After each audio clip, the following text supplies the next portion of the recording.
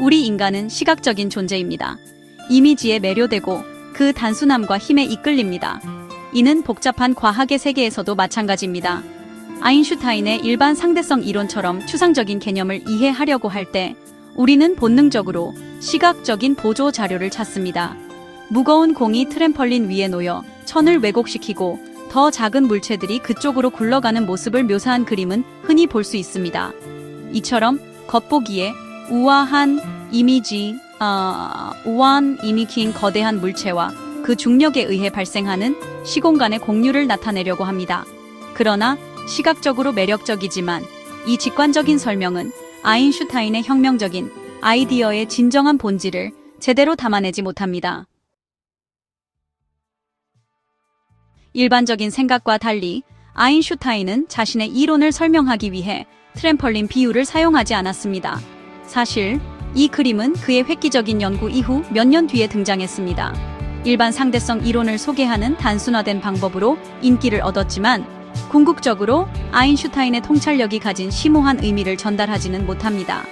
아인슈타인의 천재성은 중력을 시각화하는 새로운 방법을 찾는 데 있지 않고 시공간에 대한 우리의 이해를 근본적으로 바꾸는 데 있었습니다. 그는 중력을 힘으로 보는 뉴턴의 패러다임에 도전했고 중력이 시공간 자체의 곡률에서 발생한다는 근본적으로 다른 틀을 제시했습니다. 아인슈타인의 곡률 개념을 이해하려면 익숙한 3차원 공간을 넘어 4차원 시공간 구조를 이해해야 합니다. 이 구조를 격자 무늬로 상상해 보세요. 각 점은 시공간의 사건을 나타냅니다.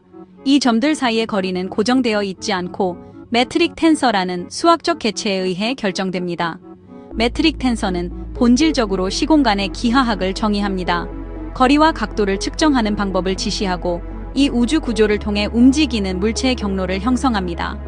아인슈타인의 획기적인 통찰력은 거대한 물체가 이 구조를 왜곡하여 매트릭 텐서를 변경하고 다른 물체의 궤적에 영향을 미친다는 것이었습니다. 마치 바둑판 위에 바둑알을 놓으면 바둑판의 선이 휘어지는 것처럼 말이죠. 우리의 3차원 직관에 기반한 트램펄린 비유는 이 비유클리드 기하학의 본질을 포착하는 데 실패합니다. 학교에서 배우는 유클리드 기하학에서는 평행선은 절대 만나지 않고 삼각형의 각도의 합은 항상 180도입니다. 그러나 시공간의 곡률에 의해 지배되는 아인슈타인의 우주는 이러한 친숙한 규칙을 따르지 않습니다. 거대한 물체에 의해 생성된 곡률은 시공간의 구조 자체를 왜곡하여 평행선이 수렴하거나 발산하고 삼각형의 각도가 유클리드 값에서 벗어나게 합니다. 우리 감각으로는 감지할 수 없는 이러한 왜곡은 우리가 경험하는 중력으로 나타납니다. 5번째 섹션, 중력의 당김 관점의 문제. 여기에 트램펄린 비유의 결함의 핵심이 있습니다. 중력 자체를 사용하여 중력을 설명하려고 시도합니다. 트램펄린의 아래쪽 곡선은 무거운 공에 대한 지구의 중력 때문에 발생합니다. 이 순환 논증은 근본적인 질문, 즉 무엇이 시공간의 곡률을 유발하는가에 대한 답을 하지 못합니다. 아인슈타인의 대답은 질량과 에너지라는 단순함 속에 우아함이 있습니다. 질량과 에너지의 존재는 주변의 시공간을 왜곡합니다. 팽팽하게 펼쳐진 고무판에 무게를 올려놓는 것과 같습니다. 그러나 고무판 비유와 달리 아인슈타인 우주의 곡률은 물리적 변형이 아니라 시공간 기하학 자체의 변화입니다. 6번째 섹션, 관찰자의 역설, 보는 사람에 따라 달라지는 상대성.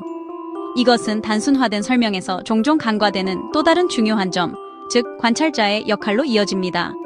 아인슈타인의 우주에는 절대적인 기준 좌표계가 없어.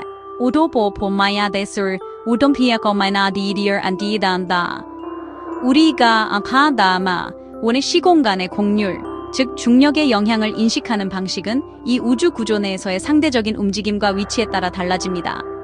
거대한 행성 표면에 서 있는 관찰자와 그쪽으로 낙하하는 관찰자 2명을 상상해 보십시오. 행성 위의 관찰자는 중력이 자신을 아래로 끌어당기는 것을 경험하는 반면 낙하하는 관찰자는 마치 중력이 없는 것처럼 무중력 상태를 느낍니다. 두 관찰 모두 각자의 기준 좌표계 내에서 유효합니다. 이것은 아인슈타인의 틀에서 중력의 상대적 특성을 강조합니다. 7번째 섹션 은유를 넘어 수학적 교향곡. 시각화는 유용한 시작점이 될 수 있지만 궁극적으로 일반 상대성 이론의 진정한 언어는 수학입니다. 10개의 복잡한 방정식 세트인 아인슈타인의 장방정식은 질량과 에너지에 의해 발생하는 시공간의 공률을 계산하기 위한 수학적 틀을 제공합니다. 이 방정식은 단순한 추상적인 기호가 아닙니다. 거대한 물체 주변의 빛의 굴절, 강한 중력장에서 빠져나가는 빛의 중력 적색편이, 심지어 빛조차 빠져나갈 수 없는 시공간 영역인 블랙홀의 존재까지 예측할 수 있게 해주는 도구입니다. 8번째 섹션, 진정한 아인슈타인 좌표 변환의 유산. 아인슈타인의 천재성은 곡선 공간을 시각화하는 데 있는 것이 아니라 질량과 에너지가 존재할 때 거리와 시간 강역을 측정하는 방식에서 중력이 발생한다는 것을 이해하는 데 있었습니다. 그는 중력이 원거리에서 작용하는 힘이 아니라 시공간 자체의 곡률의 결과임을 가르쳐 주었습니다. 이 곡률은 물리적 왜곡이 아니라 시공간 기하학 자체의 변화이며 물체의 경로와 시간의 흐름에도 영향을 미칩니다. 아인슈타인의 유산은 우리를 우주에 대한 직관적인 이해를 넘어 중력의 진정한 본질이 드러나는 추상 수학의 영역으로 이끄는 데 있습니다.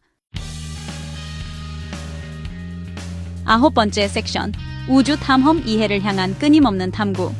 트램펄린 비유는 시각적으로 매력적이지만 궁극적으로 아인슈타인의 혁명적인 아이디어의 심오한 의미를 포착하지 못합니다.